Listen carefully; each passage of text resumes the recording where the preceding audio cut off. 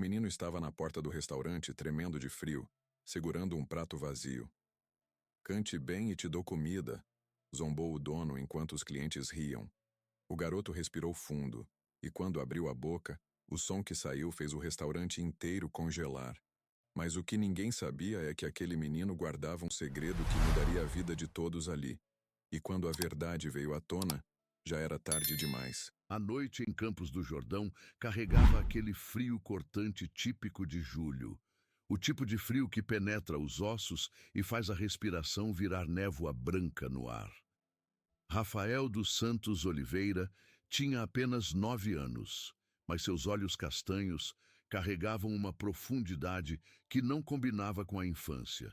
Parado sob a luz amarelada da entrada da cantina da praça, ele era uma figura que destoava completamente do ambiente ao redor. O restaurante era conhecido como um dos mais refinados da cidade. Suas janelas amplas exibiam lustres de cristal, mesas cobertas com toalhas brancas impecáveis e clientes vestidos em casacos de grife que conversavam animadamente enquanto degustavam vinhos caros. O cheiro de massas frescas e molhos aromáticos escapava pela porta sempre que alguém entrava ou saía, fazendo o estômago de Rafael se contrair dolorosamente. Ele olhou para suas próprias roupas. A jaqueta fina, que já fora azul marinho, agora estava desbotada e tinha um buraco no cotovelo direito que sua mãe tentara consertar com linha de cor diferente. A calça jeans estava curta demais, revelando tornozelos magros acima de tênis furados, pelos quais o frio entrava sem piedade. Seus dedos dos pés estavam roxos, mas ele já não sentia mais. Estava acostumado. O prato de plástico que segurava contra o peito tinha uma rachadura no meio, algo que ganhou da igreja onde ele e a mãe dormiam nas últimas semanas. Era um prato branco simples, do tipo que costumava ser descartável, mas que eles lavavam e reutilizavam porque não podiam desperdiçar nada. Rafael observou pela janela uma família comemorando algo. A menina, que devia ter sua idade, soprava velas de um bolo de chocolate enquanto todos cantavam parabéns. Ele se perguntou como seria ter uma festa assim, ter aquele tipo de normalidade, aquele tipo de alegria despreocupada. Fazia tanto tempo que não via a mãe sorrir de verdade. Respirou fundo, sentindo o ar gelado queimar seus pulmões, e entrou. O calor interno do restaurante foi quase chocante. Rafael piscou várias vezes, ajustando-se à luz forte dos lustres. O chão era de madeira envernizada, que refletia as luzes como cada mesa tinha arranjos de flores frescas. E o som de talheres contra porcelana fina criava uma sinfonia sutil de civilidade e conforto. Marcelo Tavares Brito estava perto do bar, rindo alto de uma piada que acabara de contar. Aos 42 anos, ele era a imagem do sucesso. Cabelo grisalho perfeitamente penteado, camisa social italiana impecavelmente passada, relógio suíço que valia mais que um carro popular. Sua postura era de quem dominava o ambiente, de quem sabia que era admirado e invejado. Ao lado dele, sua esposa Lívia ajeitava os brincos de diamante, visivelmente entediada com a conversa do marido, mas mantendo o sorriso social que aperfeiçoara ao longo dos anos. Ela tinha 38 anos e usava um vestido que custara R$ 4.000, algo que fazia questão de mencionar casualmente em conversas. Rafael se aproximou do balcão, seus passos quase silenciosos, apesar dos tênis desconfortáveis. Esperou pacientemente enquanto Marcelo terminava sua história, provocando mais risos dos clientes próximos. Quando finalmente percebeu a presença do menino, Marcelo ergueu uma sobrancelha, seu sorriso murchando ligeiramente. "Pois não?", disse ele, o tom deixando claro que aquela interrupção era inconveniente. Rafael segurou o prato com mais força e ergueu os olhos para encontrar o olhar do homem. "Boa noite, senhor. Eu gostaria de trabalhar em troca de um prato de comida." O silêncio que se seguiu durou apenas 2 segundos, mas pareceu uma eternidade. Então Marcelo soltou uma gargalhada que ecoou pelo salão inteiro, tão alta e cruel que fez várias cabeças se virarem. "Trabalhar Ele repetiu, limpando lágrimas imaginárias dos olhos com exagero teatral. E o que exatamente um pivete feito você sabe fazer, hein? Rafael não desviou o olhar. Eu sei cantar, senhor. A afirmação provocou risos por todo o restaurante. Alguns clientes já pegavam seus celulares, antecipando um momento engraçado para postar nas redes sociais. Uma mulher de meia-idade na mesa, 6, comentou com a amiga. Coitadinho, deve estar desesperado. Marcelo cruzou os braços sobre o peito, divertindo-se enormemente. Ah, temos um artista aqui, ele anunciou para toda a sala. Então canta aí, pivete. Se cantar bem, eu te dou as sobras da cozinha. Mais risos. Lívia revirou os olhos e voltou sua atenção para as unhas recém-feitas. Um garçom parou de servir vinho para assistir ao espetáculo. O pianista que tocava suavemente no canto parou sua melodia, curioso. Rafael acenou com a cabeça, sua expressão permanecendo serena. Eu vou cantar, senhor, mas preciso que façam silêncio, por favor. Havia algo na voz do menino. Não era desafio nem insolência. Era uma calma estranha, quase solene, como se ele estivesse prestes a realizar algo sagrado. Aquele tom fez algumas pessoas pararem de rir. O silêncio começou a se espalhar pelas mesas como ondas em um lago. Marcelo fez um gesto amplo com a mão, ainda sorrindo. Está bem, maestro. O palco é seu. Rafael colocou o prato cuidadosamente sobre uma mesinha lateral. Fechou os olhos por um momento, e aqueles que prestaram atenção notaram seus lábios se moverem em uma oração silenciosa. Então, ele respirou fundo, seu peito magro se expandindo sob a jaqueta surrada, e começou a cantar. Ave Maria, gratia plena. O que saiu daquela garganta infantil não era a voz de uma criança comum. Não era o canto inocente e desafinado que todos esperavam. Era uma voz de uma pureza técnica e potência emocional absolutamente impossível para alguém de 9 anos. Cada nota era perfeita, afinada com precisão matemática.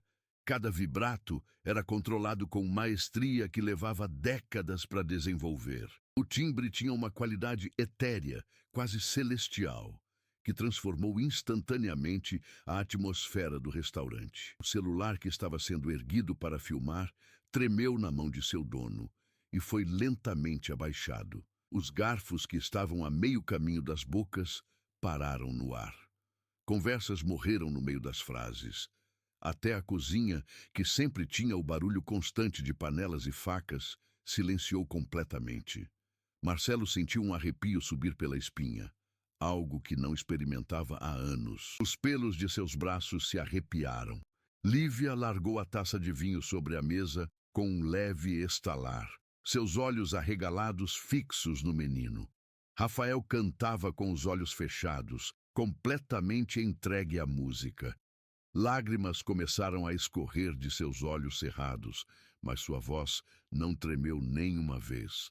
A letra em latim fluía como água cristalina, cada palavra articulada com perfeição. Dominus tecum, benedicta tu in mulieribus. Na mesa 12, uma senhora de 65 anos começou a chorar abertamente, sua mão pressionada contra o peito. Na mesa 3, um homem de negócios que normalmente não demonstrava emoções sentiu sua garganta apertar. Ao todo, 10 pessoas tinham lágrimas escorrendo pelos rostos quando Rafael chegou ao refrão. Um senhor de aproximadamente 70 anos, sentado no canto mais discreto do restaurante, levantou-se lentamente, suas mãos tremendo visivelmente. Ele se apoiou na mesa, as pernas parecendo não conseguir sustentá-lo adequadamente. Seu rosto estava pálido, os olhos fixos em Rafael com uma mistura de choque e reconhecimento. Gustavo Moreira era professor de música emérito aposentado da Universidade de São Paulo. Havia passado 50 anos de sua vida imerso no mundo da música clássica. Havia ensinado centenas de alunos, assistido a milhares de performances, ouvido alguns dos maiores cantores líricos do mundo. E naquele momento, naquele pequeno restaurante em Campos do Jordão, estava presenciando algo que só acontece em uma geração. Uma vez em uma vida. Meu Deus, ele sussurrou, sua voz quebrada pela emoção. Meu Deus do céu. Quando Rafael terminou, a última nota pairou no ar como algo físico, tangível, quase visível. O silêncio que se seguiu era absoluto, nem o tilintar de um garfo, nem uma tosse, um sussurro. Era como se todos estivessem coletivamente prendendo a respiração, com medo de quebrar o feitiço. Rafael abriu os olhos. Eles brilhavam com lágrimas, mas havia também uma dignidade ali que fazia qualquer zombaria parecer impossível. Ele olhou diretamente para Marcelo e disse, sua voz pequena, mas firme, essa foi a música favorita do meu pai. Ele costumava cantá-la para minha mãe quando ela estava doente. Ele morreu há 3 meses. Marcelo estava branco como papel. Sua boca abriu e fechou várias vezes, sem produzir som. As palavras que planejava dizer, a rejeição zombeteira que preparava, morreram em sua garganta. Ele simplesmente ficou ali, congelado, sentindo o peso de sua própria crueldade esmagando seu peito. Foi Gustavo quem quebrou o silêncio. Ele caminhou até Rafael com passos trêmulos, tirando o lenço do bolso e secando seus próprios olhos. Menino, ele disse, e sua voz estava cheia de reverência. Como você aprendeu a cantar assim?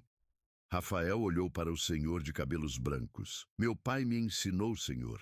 Ele era músico. Era músico? Gustavo repetiu suavemente. Qual era o nome dele?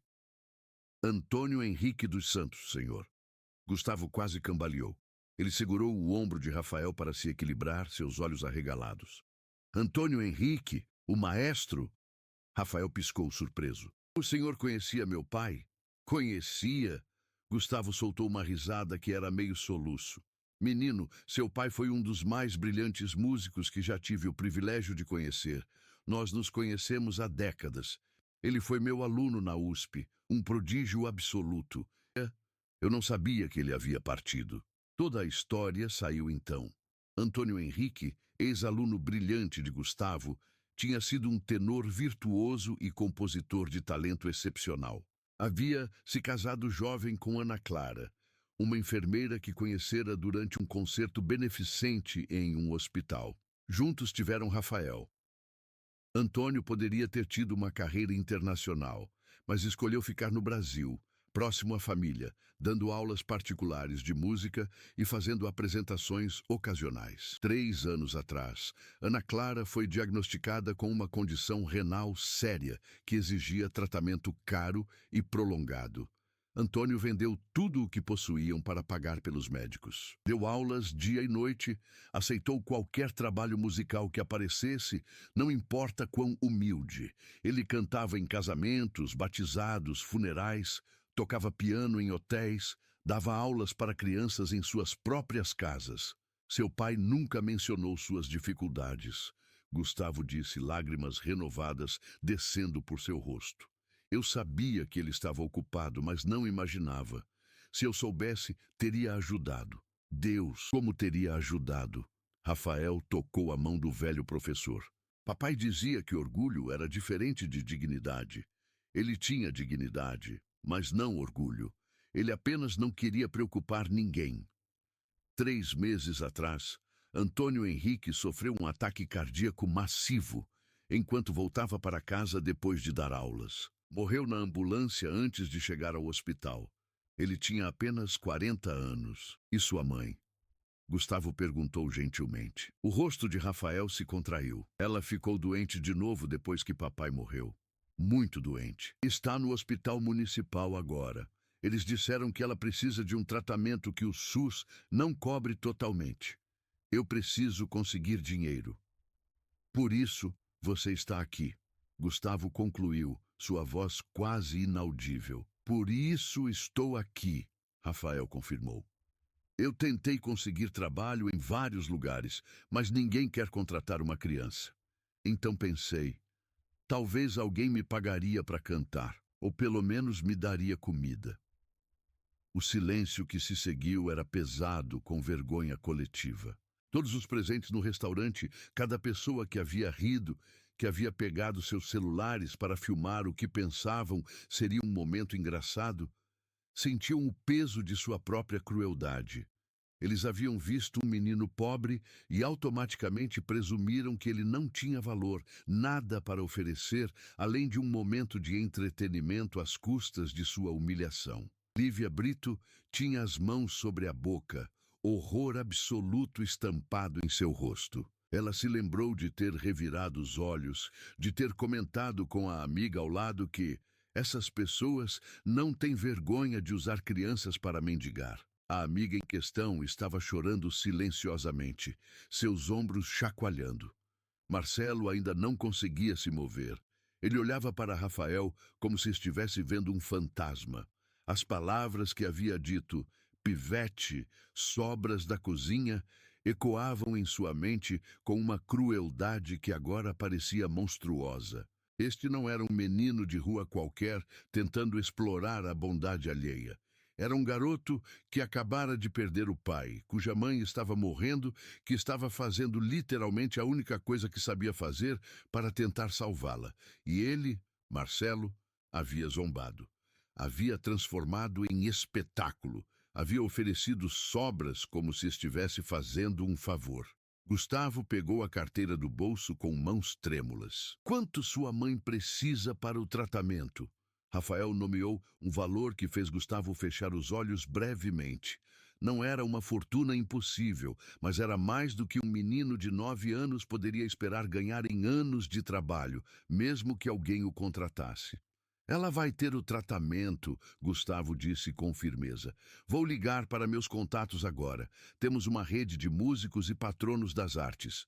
Cuidamos dos nossos. Seu pai era um dos nossos, então você é também. E se virou para o restaurante cheio. E todos vocês também vão contribuir, porque se há um pingo de decência em qualquer um de vocês, vão querer fazer parte de salvar a vida dessa mulher e ajudar esse menino. Não houve hesitação. Carteiras se abriram, celulares surgiram, mas agora para fazer transferências bancárias. Em 15 minutos, o valor necessário para o tratamento de Ana Clara havia sido levantado e continuava subindo. Pessoas queriam compensar sua vergonha inicial com generosidade. Eu vou pagar por todos os custos adicionais, uma mulher na mesa 8 anunciou. Era Helena Cardoso, uma cirurgiã plástica conhecida na região. Medicamentos, consultas de acompanhamento, qualquer coisa que ela precise. Eu tenho um apartamento vago que vocês podem usar, ofereceu outro cliente. Está mobiliado. Vocês podem ficar lá sem pagar aluguel pelo tempo que precisarem. As ofertas continuaram chegando. Roupas, comida, materiais escolares, aulas particulares. Uma professora de uma escola particular ofereceu uma bolsa integral para Rafael. O pianista do restaurante, um jovem chamado Rodrigo, ofereceu aulas de música gratuitas. Gustavo abraçou Rafael e o menino finalmente desmoronou. Ele chorou nos braços do velho professor. Toda a pressão e medo e exaustão dos últimos 3 meses finalmente se liberando. Eu tinha tanto medo, ele soluçou. Tanto medo de perdê-la também, professor. Eu não aguentaria perder minha mãe. Você não vai perdê-la, Gustavo prometeu, acariciando os cabelos do menino. Eu prometo, vamos cuidar dela. Vamos cuidar de vocês dois. No meio de toda essa emoção e generosidade renovada, havia uma figura que permanecia paralisada.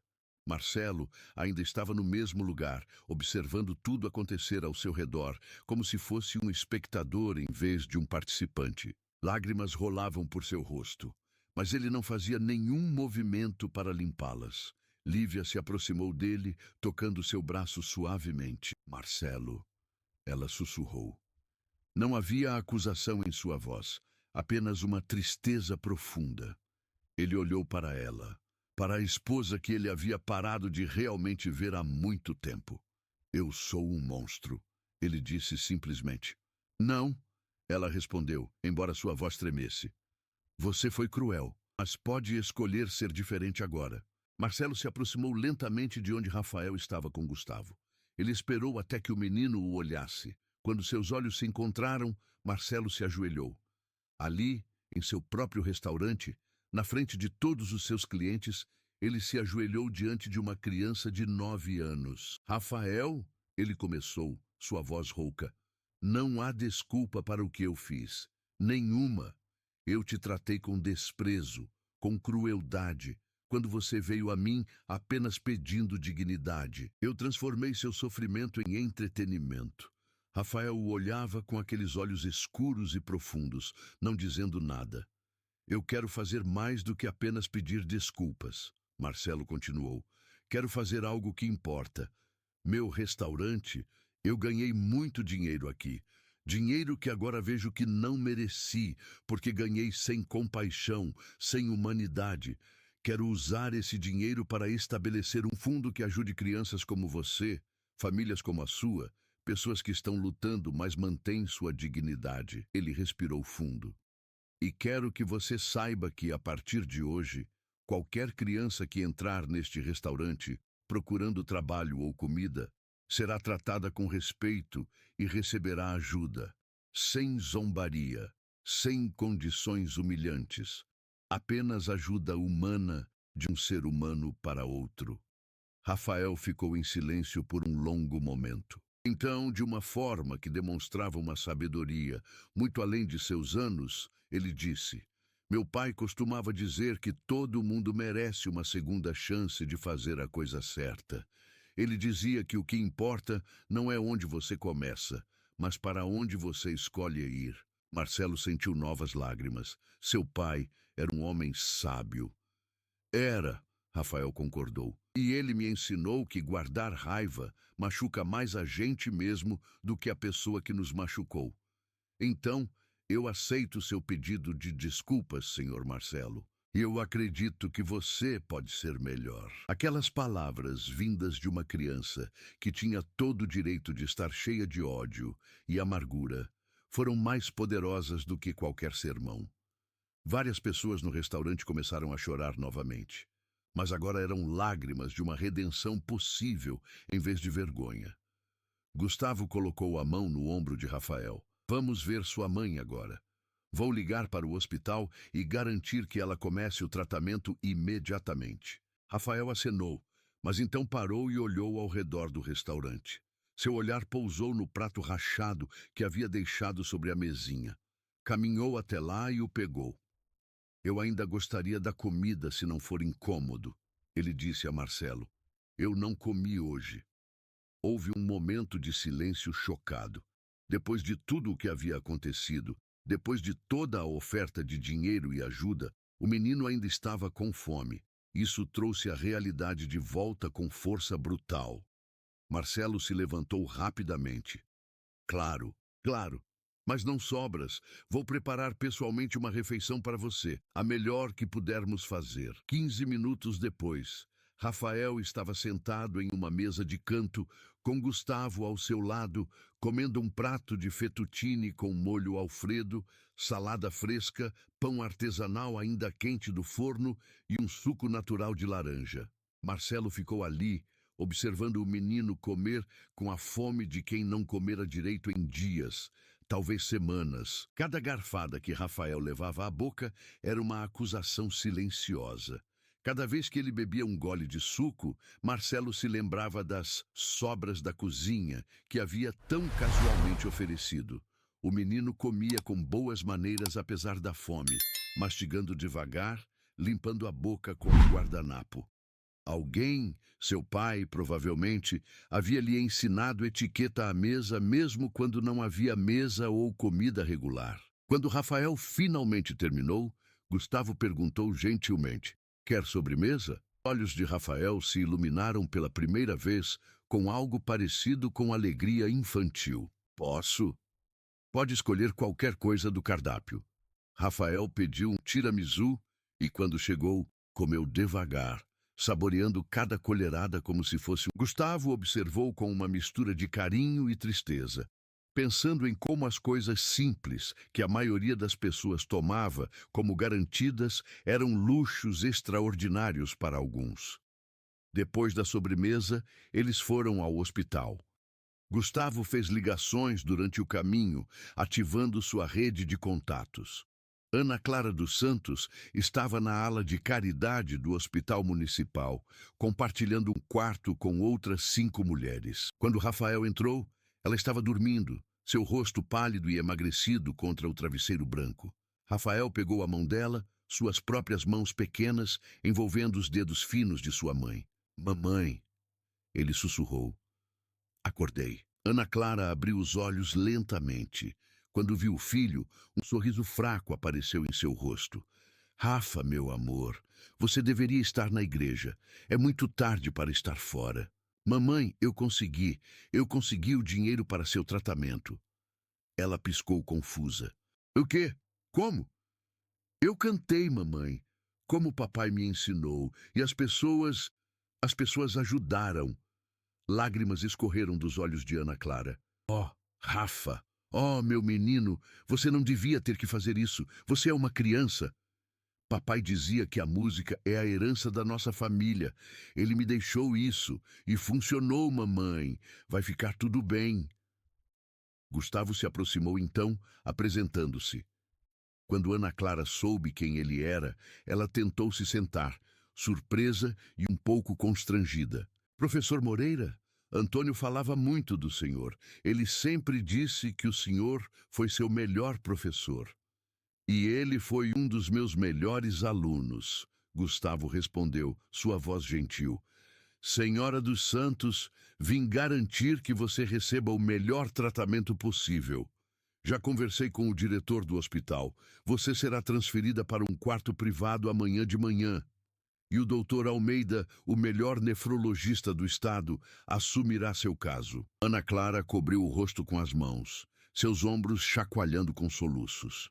Rafael subiu na cama do hospital e a abraçou. E Gustavo discretamente saiu do quarto para dar-lhes privacidade. Do lado de fora, no corredor do hospital, Gustavo fez mais ligações. Ele contatou a Orquestra Sinfônica de São Paulo, da qual era diretor emérito. "Precisamos fazer um concerto beneficente", ele disse ao diretor atual, "para honrar a memória de Antônio Henrique dos Santos e ajudar sua família." A notícia da performance de Rafael se espalhou rapidamente nos círculos musicais. Gustavo havia gravado um vídeo no restaurante, e quando compartilhou com colegas confiáveis, a reação foi unânime. Aquilo era algo extraordinário. Nos dias seguintes, enquanto Ana Clara começava seu tratamento em um ambiente muito melhor, Rafael se viu no centro de uma atenção que nunca havia experimentado. Jornalistas queriam contar sua história. Programas de TV queriam que ele se apresentasse. Ofertas de gravadoras chegavam, mas Gustavo os protegeu de tudo isso. "Rafael é uma criança", ele disse firmemente a todos que ligavam. "Ele acabou de perder o pai. Sua mãe está doente. Ele precisa de estabilidade e normalidade, não de ser transformado em um espetáculo." Em vez disso, Gustavo providenciou algo diferente. Rafael se mudou, junto com sua mãe, quando ela recebeu alta temporária para o apartamento que lhes haviam oferecido. Era um lugar modesto, mas confortável, com 2 quartos, aquecimento adequado, uma cozinha funcional. Pela primeira vez em anos, eles tinham um lugar que podiam chamar de lar. Rafael foi matriculado em uma boa escola particular com bolsa integral. Inicialmente, houve alguma hesitação dos outros pais, preocupados com caridade na escola de seus filhos. Mas quando Rafael começou a participar do coral da escola e sua voz foi ouvida, toda a objeção desapareceu. Como alguém poderia negar educação a um talento assim? As aulas de música com Gustavo e Rodrigo, o pianista, começaram. Gustavo ficou impressionado ao descobrir que Rafael já conhecia teoria musical extensamente. Antônio havia ensinado seu filho não apenas a cantar, mas a entender música profundamente. "Meu pai dizia que conhecer apenas a prática sem a teoria é como conhecer palavras sem saber gramática", Rafael explicou durante uma aula. "Você pode se comunicar, mas nunca vai escrever poesia." Gustavo sorriu. reconhecendo a filosofia de ensino de Antônio. Seu pai estava absolutamente certo. Durante uma dessas sessões de prática, Gustavo fez uma descoberta surpreendente.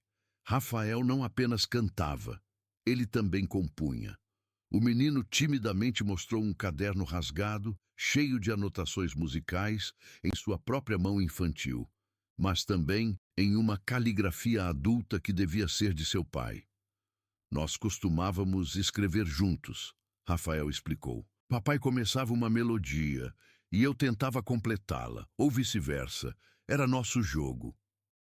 Gustavo folheou o caderno com reverência. Havia ali composições que variavam de simples melodias a peças complexas que demonstravam real genialidade. Algumas estavam completas, outras inacabadas, paradas no meio de um compasso, como se Antônio tivesse sido interrompido e nunca mais voltado. Rafael, Gustavo disse lentamente, você sabe o que tem aqui? Isso é o trabalho de toda uma vida. São as composições de seu pai, algumas completadas por você. Isso é precioso. Eu sei, Rafael respondeu simplesmente. É a voz dele. Quando eu canto as músicas dele, é como se ele ainda estivesse aqui. Gustavo teve uma ideia.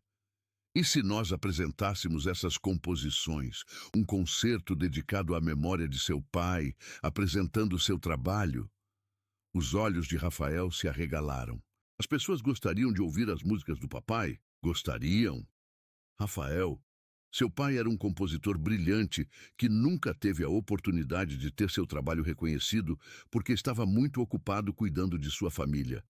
Isso daria a ele o reconhecimento que ele merecia. E assim começaram os preparativos para um concerto memorial. Gustavo contatou a orquestra sinfônica, arranjadores musicais, e começou a adaptar as composições de Antônio para performance orquestral completa. Rafael trabalharia com eles, cantando as partes vocais que seu pai havia escrito. Enquanto isso, a vida de Rafael começava a encontrar um novo ritmo. Ele frequentava a escola regularmente, fazia amigos com cuidado cauteloso de alguém que havia aprendido que a bondade nem sempre era garantida. Seus professores notaram que ele era excepcionalmente maduro para sua idade, mas também que havia momentos em que a criança dentro dele emergia, especialmente quando estava com as poucas crianças que o tratavam como igual em vez de celebridade. Ana Clara se recuperava lentamente. O tratamento estava funcionando e vê-la ganhar peso novamente, ver cor retornando às suas bochechas, era a maior alegria de Rafael. Ela tentava ser forte, mas às vezes ele a encontrava chorando enquanto olhava fotos de Antônio. Ele estaria tão orgulhoso de você, ela dizia, abraçando o filho. Tão orgulhoso do homem que você está se tornando. Eu só quero ser como ele era, Rafael respondia. De volta à cantina da praça, mudanças estavam acontecendo. Marcelo era um homem transformado. A zombaria e arrogância que haviam definido sua personalidade desapareceram, substituídas por uma humildade genuína que surpreendeu a todos que o conheciam. Ele estabeleceu um programa onde jovens em situação de vulnerabilidade podiam trabalhar no restaurante, ganhando salário justo e aprendendo habilidades. Não era caridade condescendente, era oportunidade com dignidade. Lívia, sua esposa, também mudou. Ela começou a trabalhar voluntariamente em um abrigo para mulheres, usando suas conexões sociais não para status, mas para levantar fundos e conscientização. O casal se redescobrira, unidos não mais por aparências sociais, mas por um propósito genuíno. Quando Marcelo soube do concerto memorial planejado, ele fez uma doação significativa para cobrir custos de produção. Ele não procurou reconhecimento por isso. Gustavo só descobriu quando viu os registros financeiros. Na noite antes do concerto, Rafael visitou o túmulo de seu pai pela primeira vez desde o funeral. Gustavo o acompanhou, mas manteve distância respeitosa, permitindo ao menino seu momento privado. Rafael ajoelhou-se na grama na frente da lápide simples. Oi, papai, ele disse suavemente. Amanhã vamos tocar suas músicas. Músicas que você escreveu. Vai ter uma orquestra inteira, papai. E eu vou cantar. Vou cantar do jeito que você me ensinou. O vento soprou suavemente, balançando as árvores ao redor do cemitério. A mamãe está melhor. Ela vai ficar boa, papai. E nós temos uma casa agora. Um lugar de verdade, onde está quente e seguro. Você não precisa se preocupar com a gente. Lágrimas escorreram pelo rosto de Rafael. Eu sinto sua falta. Todos os dias sinto sua falta. Mas eu estou tentando fazer você se orgulhar. Estou usando o dom que você me deu, o dom que você protegeu mesmo quando era tão difícil. Ele tocou a lápide com a mão pequena. Obrigado, papai, por tudo. Por me ensinar música, por me ensinar bondade, por me mostrar que dignidade não é sobre o que você tem, mas sobre quem você é. Eu nunca vou esquecer isso. Prometo. Gustavo, observando de longe, limpou seus próprios olhos. Ele pensou em Antônio, o jovem brilhante que havia sido seu aluno décadas atrás, e sentiu uma profunda tristeza por todas as conversas que nunca teriam, todas as colaborações musicais que nunca aconteceriam. Mas também sentiu gratidão por ter a chance de honrar a memória de Antônio cuidando de seu filho. A noite do concerto chegou. O Teatro Municipal de São Paulo estava completamente lotado. 1.500 assentos, todos ocupados. A elite cultural da cidade estava presente, mas também pessoas comuns que haviam ouvido a história de Rafael e queriam apoiá-lo. Nos bastidores, Rafael estava surpreendentemente calmo. Ele vestia um terno simples, mas elegante, que Gustavo havia ajudado a escolher. Ana Clara estava com ele, finalmente forte o suficiente para estar fora do hospital por uma noite. Ela segurava a mão do filho, lágrimas já escorrendo por seu rosto. Sua mãe vai estar na primeira fila, Gustavo disse a Rafael. Estarei lá também. E seu pai? Seu pai estará em cada nota que você cantar. O concerto começou com uma peça instrumental, uma das composições mais complexas de Antônio. A orquestra, sob a batuta de um maestro convidado que havia trabalhado com Antônio anos atrás, executou-a magistralmente. A música era ao mesmo tempo melancólica e esperançosa, capturando a essência de um homem que havia enfrentado dificuldades, mas nunca perdido sua luz interior. Quando a peça terminou, houve um momento de silêncio reverente antes dos aplausos explodirem. Ana Clara chorava abertamente, ouvindo a música de seu falecido marido ser tocada com toda a grandiosidade que ele nunca viveu para experimentar. Para a segunda parte do concerto, Rafael subiria ao palco. Ele caminhava lentamente, vestindo um terno que Gustavo havia insistido em comprar para ele. Aos 10 anos agora, ele havia crescido alguns centímetros, ganhado peso saudável, e seus olhos brilhavam com uma confiança que vinha não de arrogância, mas de paz interior. O maestro se virou para a plateia. Senhoras e senhores, temos a honra extraordinária de apresentar a vocês o filho de Antônio Henrique dos Santos.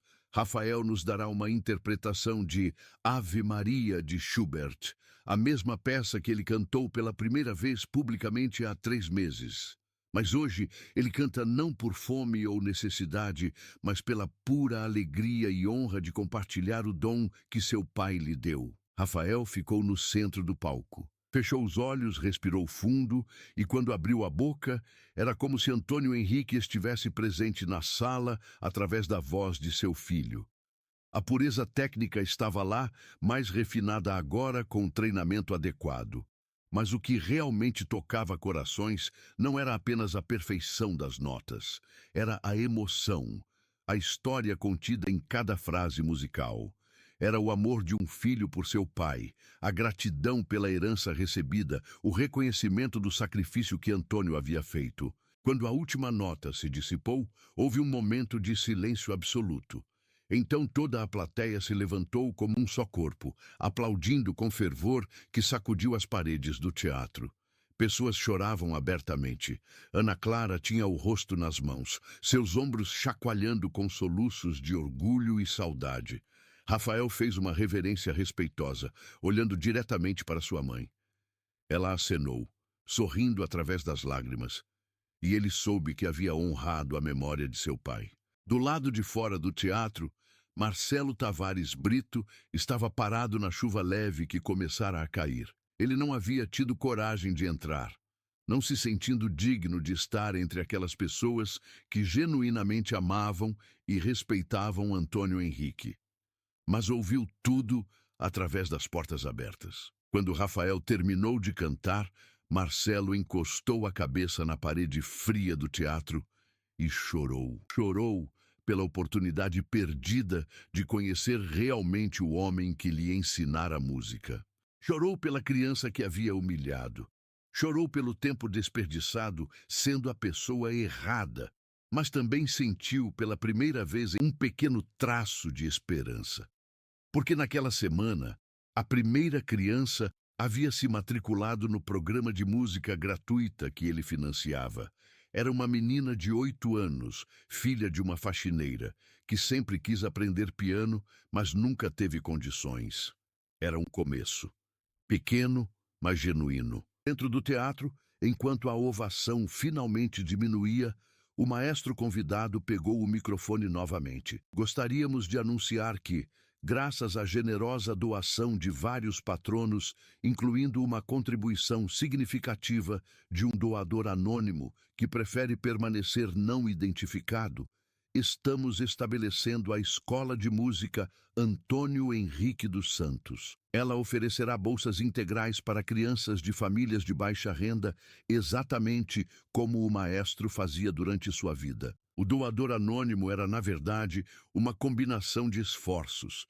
Gustavo Moreira, Helena Cardoso e, surpreendentemente, Marcelo Brito, que havia contribuído silenciosamente uma quantia significativa. Ele não queria reconhecimento, queria apenas fazer algo certo. 6 meses depois, Rafael fez sua estreia internacional em um concerto beneficente em São Paulo. Aos 10 anos, ele era reconhecido como um prodígio, mas mais importante, como um menino de caráter extraordinário que usava seu dom para ajudar outros. A renda de suas apresentações era dividida. Metade ia para um fundo que sustentava ele e sua mãe confortavelmente, a outra metade para causas sociais que ajudavam crianças vulneráveis. Ana Clara, completamente recuperada, tornou-se voluntária ativa na nova escola de música, compartilhando histórias sobre Antônio Henrique com os novos alunos. Meu marido acreditava que todos têm música dentro de si, ela dizia. Alguns apenas precisam de alguém para ajudá-los a encontrá-la. Helena continuou sendo mentora de Rafael, mas também assumiu a direção artística da escola de música. Ela recrutou vários ex-alunos de Antônio para ensinar, criando uma rede de educadores dedicados que compartilhavam a filosofia do maestro. Marcelo continuou seu caminho de redenção, não com grandes gestos públicos, mas com ações consistentes e silenciosas. Sua cantina da praça nunca recuperou a grandeza anterior, mas tornou-se algo melhor, um lugar conhecido por sua bondade, onde pessoas em dificuldades sabiam que podiam encontrar não apenas comida, mas dignidade através de trabalho honesto. Ele nunca pediu perdão novamente a Rafael ou Ana Clara, sabia que não merecia.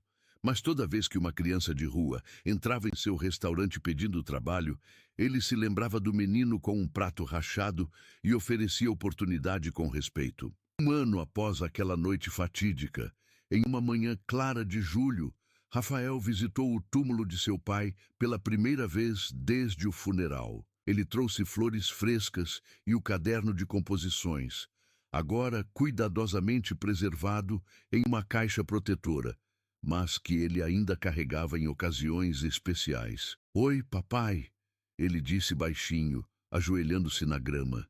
"Eu só queria te contar que estou bem. Mamãe também. Nós temos uma casa agora, de verdade, com aquecimento e tudo. Ela está saudável novamente. O vento soprou suavemente, balançando as folhas das árvores ao redor. Suas músicas foram tocadas no Teatro Municipal, pai. Havia centenas de pessoas lá, todas de pé, aplaudindo. Elas amaram, elas entenderam o que você estava tentando dizer através das notas. Rafael limpou lágrimas que começavam a escorrer. E eu estou cantando, como você me ensinou. Não apenas para sobreviver, mas porque amo, porque é minha herança, como você sempre disse. A única coisa que ninguém pode tirar. Ele colocou a mão sobre a lápide fria. Você estava certo sobre tudo, sabe? Sobre família não ser apenas sangue, mas as pessoas que escolhemos amar e que escolhem nos amar de volta. Sobre bondade voltar para nós de formas que nunca esperamos. Sobre a música ser mais poderosa que qualquer riqueza material. Rafael ficou lá por mais algum tempo, em comunhão silenciosa com a memória de seu pai. Quando finalmente se levantou para ir, virou-se uma última vez. Eu vou fazer você se orgulhar, papai. Vou usar esse dom que você me deu para fazer diferença no mundo. Vou ser bondoso com os que precisam, generoso com meu talento, e sempre, sempre vou lembrar que a verdadeira riqueza é medida não pelo que acumulamos, mas pelo que damos. E com essas palavras, Rafael caminhou de volta para onde Ana Clara o esperava no portão do cemitério. Ela o abraçou e juntos voltaram para casa, para a vida que Antônio Henrique havia tornado possível através de seu legado de amor, música e bondade inabalável. A lição estava clara, gravada não apenas nos corações daqueles que conheceram Antônio Henrique pessoalmente, em todos que ouviram a história de Rafael. A família verdadeira não é definida por sangue, mas por amor e sacrifício. A bondade genuína sempre encontra seu caminho de volta, mesmo quando parece perdida. E o legado mais poderoso que podemos deixar não é riqueza material, mas o impacto positivo que temos nas vidas das pessoas ao nosso redor. A cantina da praça, agora modesta mas respeitável, uma placa pendurava na parede principal, em memória de Antônio Henrique dos Santos, que nos ensinou que a maior música é a bondade que escolhemos tocar com nossas ações. E toda vez que uma criança precisava de ajuda, toda vez que alguém em dificuldade procurava dignidade através de trabalho, essa lição era vivida novamente, porque algumas canções, uma vez cantadas com coração verdadeiro, ecoam pela eternidade.